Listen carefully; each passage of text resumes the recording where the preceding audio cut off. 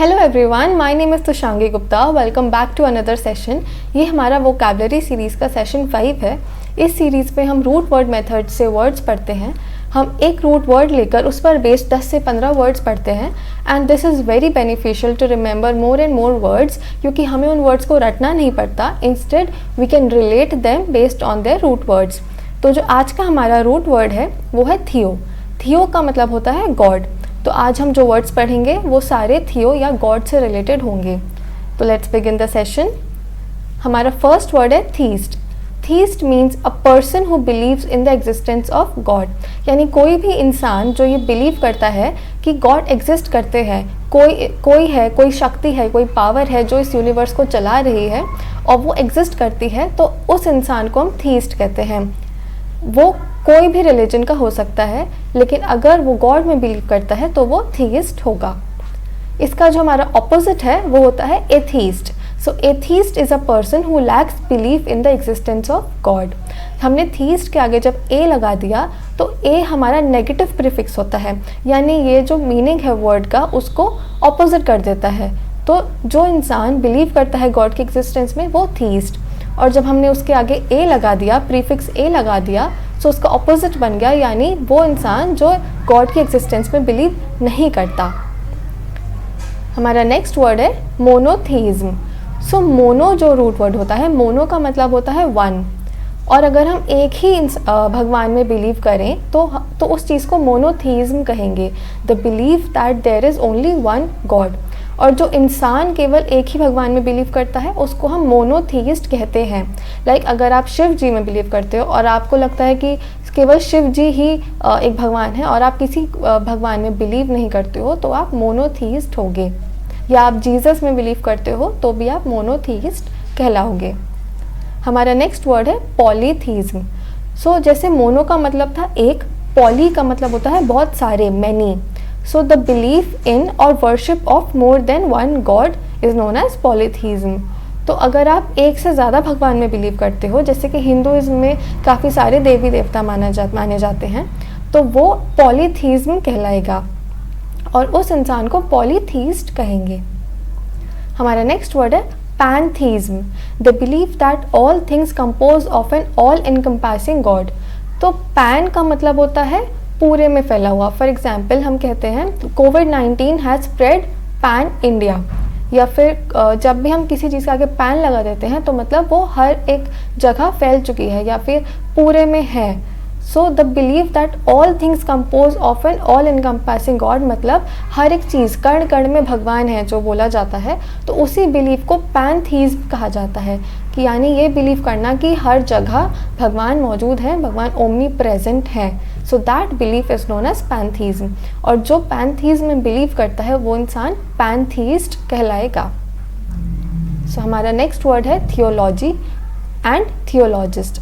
तो हमने पढ़ा था फर्स्ट सेशन में कि जीनियोलॉजी और जीनियोलॉजिस्ट, तो किसी भी वर्ड के आगे जब लॉजी लग जाता है तो वो उस चीज़ की स्टडी हो जाती है, एंड लॉजिस्ट लग जाता है तो वो उस स्टडी को पढ़ने वाला स्टूडेंट या उसका एक्सपर्ट हो जाता है।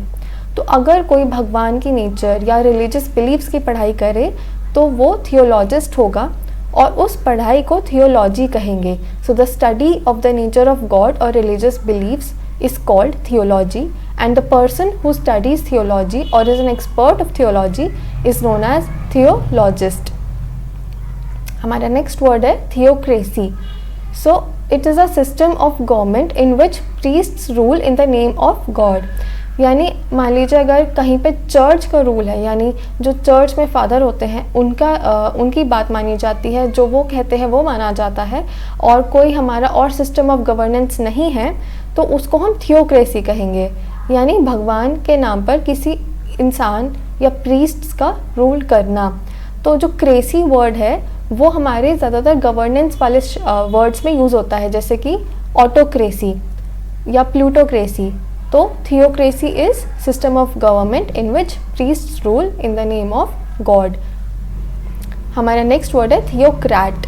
सो क्रेसी से ही क्रैट बना है, तो कोई भी जो थियोक्रेसी को फॉलो करता है या थियोक्रेटिक फॉर्म ऑफ गवर्नमेंट को फेवर करता है या जो कहता है कि ये सही है और इसको फॉलो करना चाहिए, तो उसको हम थियोक्रेट कहेंगे। हमारा नेक्स्ट वर्ड है थियोसेंट्रिक। सेंट्रिक मतलब सेंटर्ड होना, जैसे कि ईगोसेंट्रिक जो वर्ड होता है, जो वर्ड पावर में ATZ के फर्स्ट सेशन में ही वर्ड है। सो ईगोसेंट्रिक इज समवन जो अपने आप को लेके ही सेंटर्ड है, जिसके लिए वो ही यूनिवर्स का सेंटर है और उसके अलावा वो किसी चीज़ पे ध्यान नहीं देता। तो ऐसे ही अगर किसी का जो सेंट्रल फोकस है वो गॉड है, यानी वो हर एक चीज़ भगवान को सोच के करते हैं, उनकी लाइफ का हर चीज़ भगवान से रिलेटेड होती है और वो भगवान को ही हर चीज़ का सेंट्रल फोकस मानते हैं, तो उनको हम थियोसेंट्रिक कहेंगे।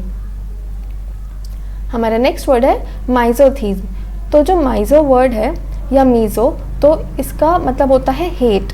आपने मिजोजिनी वर्ड पढ़ा होगा। So misogyny means someone who hates women, क्योंकि जो GYNY है वो विमेन से रिलेटेड है। तो अगर हम माइजो के आगे थीज्म लगा दें तो वो बन जाता है हेट्रेड ऑफ गॉड, यानी अगर कोई भगवान को हेट करे, गॉड इज़ नॉट जस्ट, या फिर गॉड जस्टिस नहीं करते लोगों के साथ, आई हेट गॉड, इस तरह से अगर कोई बात करे, then that person would be called a misotheist, और इस बिलीफ को कहेंगे माइजोथीज्म। हमारा नेक्स्ट वर्ड है थियोगमी। सो द मैरिज ऑफ और बिटवीन द गॉड्स। जो गैमी है वो गेमोस वर्ड से आया है, GAMOS, एंड गेमोस मीन्स मैरिज। तो थियो के आगे जब हमने गैमी लगा दिया तो वो बन गया मैरिज ऑफ और between gods. For example if you believe in Shri Ram and Sita ji, so उनकी जो वेडिंग होगी दैट वुड बी थियोगमी। और गेमोस से और भी वर्ड्स आपने पढ़े होंगे, जैसे मोनोगेमी, यानी कि एक ही शादी होना या एक ही शादी करने में बिलीव करना। पॉलीगेमी यानी एक से ज़्यादा शादी होना या एक से ज़्यादा शादी करने में बिलीव करना। एंड माइजोगेमी यानी टू हेट मैरिज, क्योंकि हमने उसके आगे माइजो लगा दिया और हमने पढ़ा था कि माइजो मीन्स हेट, तो माइजोगेमी हो गया कोई जो मैरिज को हेट करता है। सो जब हमने थियोगेमी लगा दिया तो वो गॉड से रिलेटेड हो गया। हमारा नेक्स्ट वर्ड है थियोमेनिया। A delusional mental illness in which the patient believes him or herself to be a god or to be possessed by one.